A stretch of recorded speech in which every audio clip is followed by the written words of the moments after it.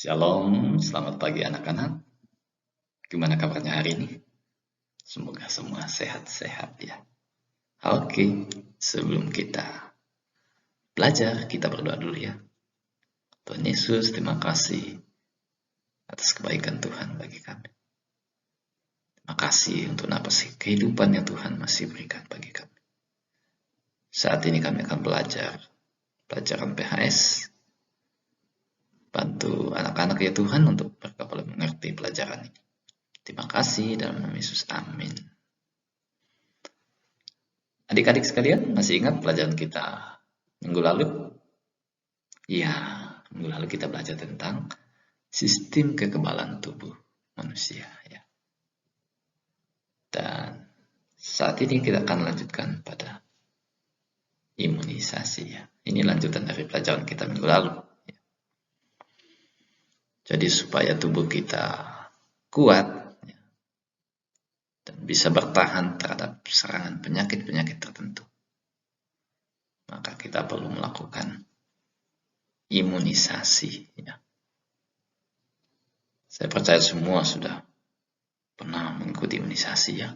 Bahkan waktu masih usia bayi, masih usia 1-2 bulan itu sudah mendapat imunisasi. Bahkan sampai sekarang ya masih ada yang mengikuti imunisasi. Nah, apa sih sebenarnya imunisasi itu? Kita lihat ya. Imunisasi adalah proses untuk membuat seseorang imun ya, atau kebal terhadap suatu penyakit. Jadi imunisasi ini adalah proses yang dilakukan untuk membuat tubuh kita kebal terhadap suatu penyakit. Lalu gimana cara melakukannya? Ya, seperti gambar ini ya, dengan cara disuntikan. Jadi vaksin itu disuntikan ke dalam tubuh kita. Kenapa ini penting? Oleh karena dengan imunisasi itu bisa membentuk daya tahan tubuh terhadap penyakit tertentu. Jadi kalau misalkan kita diimunisasi tentang polio, berarti tujuannya supaya tubuh kita tetap bertahan terhadap serangan penyakit polio. Kemudian ada imunisasi campak.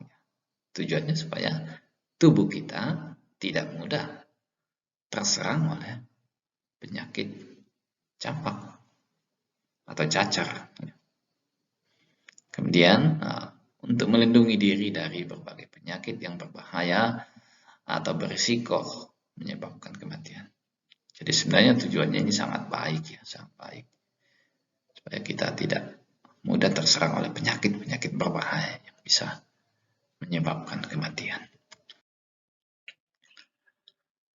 Iya, selain imunisasi tadi, ada juga cara yang lain yang sangat penting untuk kita lakukan supaya kita tetap sehat. Ya. Apa saja itu? Nah, itu yang berkaitan dengan pola hidup sehat ya. Mesti ingat ya, seperti berolahraga secara teratur, makan makanan yang sehat ya, seperti sayur, buah-buahan ya. Kemudian tidur tepat waktu. Nanti juga bisa bangun tepat waktu kalau gitu, tepat waktu ya. Ya, minum air putih ya, jangan suka minum air yang berwarna-warni ya. Itu kurang bagus untuk kesehatan kita. Pilih air yang jernih ya, minum air putih.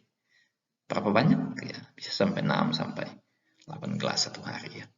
Kalau kita berolahraga ya bisa lebih banyak lagi. Atau bekerja keras. Kemudian ya biasakan makan teratur. Dan juga di sini katakan kurangi gula ya. Kenapa? Oleh karena gula ini sifatnya bisa melemahkan sistem imun tubuh kita ya. Jadi kalau kita terlalu banyak makan gula, tubuh kita menjadi lemah, sistem imun tubuh itu menjadi lemah dan mudah terserang penyakit. Ya. Jadi hindari terlalu sering makan makanan yang mengandung gula. Oke.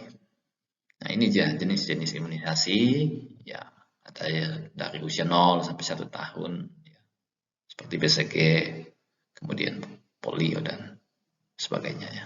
Ada yang di usia 1 sampai 4 tahun. Jadi seperti DPT, kemudian ada polio juga. Ini masih berlanjut ya. Polio ini berlanjut ya, Bu. Bahkan sampai di usia 5 sampai 12 tahun ya, masih mendapat imunisasi polio.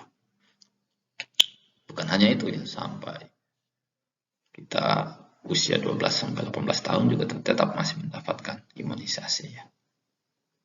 Jadi kita lebih ke usia anak SD ya, yaitu usia sekitar 6 sampai 12 tahun atau 5 sampai 12 tahun. Itu ada beberapa macam imunisasi yang harus diikuti ya. Kalau Anda lihat gambar ini, ternyata di gambar-gambar ini ada harga-harga ya, daripada setiap imunisasi yang kita lakukan ya. Tapi mungkin kita berpikir, kan selama ini saya imunisasi free ya, nggak pernah bayar, gratis.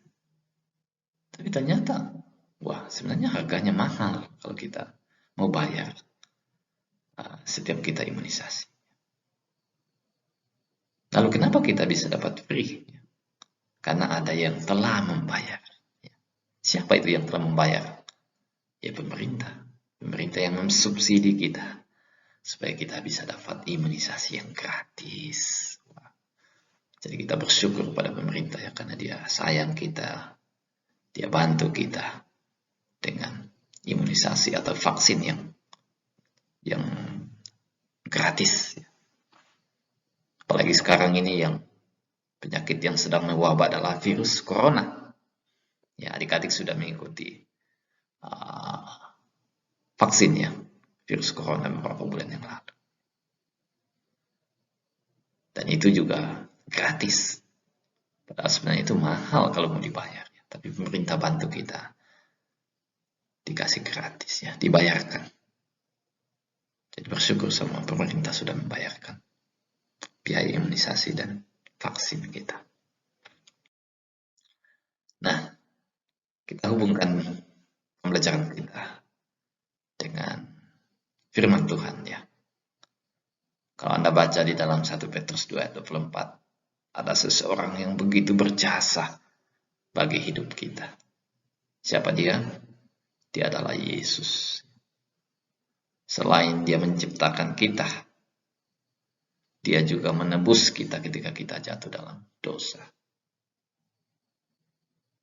Ia memikul, ya, ia sendiri telah memikul dosa kita di dalam tubuhnya di kayu salib. Supaya kita yang telah mati terhadap dosa, hidup untuk kebenaran. Oleh bilur-bilurnya, kamu telah sembuh. Jadi melalui penderitaan Yesus, melalui kematian Yesus di salib, kita orang berdosa memiliki pengharapan untuk hidup kembali atau untuk memiliki kehidupan yang kekal ya. Karena upah dosa dalam maut. Kalau Yesus tidak menebus kita, kita akan mati selamanya. Tetapi karena Yesus menebus kita, kita memiliki pengharapan untuk bisa hidup kekal bersama Tuhan.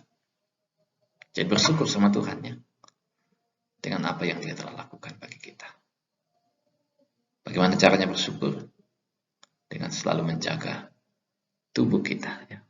Menjaga dan merawat tubuh kita sebagai milik Tuhan. Dengan cara mempraktekkan pola hidup sehat. Supaya tubuh kita sehat, kita boleh beraktivitas dengan baik, kita bisa belajar dengan baik, kita bisa menjadi anak-anak Tuhan yang berguna bagi orang lain. Tuhan memberkati kita. Amin.